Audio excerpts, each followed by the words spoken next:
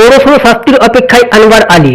হ্যাঁ ফ্রেন্ডস, তাকে player status কমিটির সভায় 2রা আগস্ট হাজির হতে বলা হয়েছে। সোমবার 29শে জুলাই মোহনবাগানের অনুশীলনে গড় হাজির ছিলেন এই দামি সেন্টার ব্যাক। সেই কারণে তার জরিমানা করবে মোহনবাগান, এমনটাই খবর।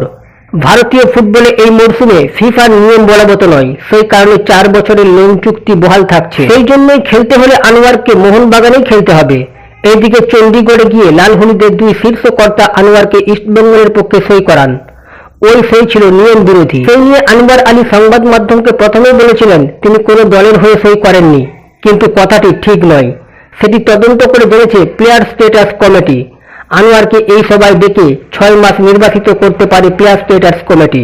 মোহনবাগান যদি অনুরোধ করে তাকে খেলাতে চায়, সেই ক্ষেত্রে শাস্তি লঘু হবার সম্ভাবনা রয়েছে। সেই সম্ভাবনা অবশ্যই কম। বাগান কর্তারা আনোয়ারের আচরণে বিরক্ত। ভারতের এই নামী ডিফেন্ডারকে প্রস্তুতিতে যোগ দিতে বললেও তিনি সেটি করেননি, বরং দিল্লি এফসির কর্ণধার রঞ্জিত বাজাজের কথায় তিনি লাল হলুদে সই করার পক্ষেই ছিলেন। সেই জন্য এই কর্তাকেও প্লেয়ার স্টেটাস কমিটি শাস্তি দিতে পারে।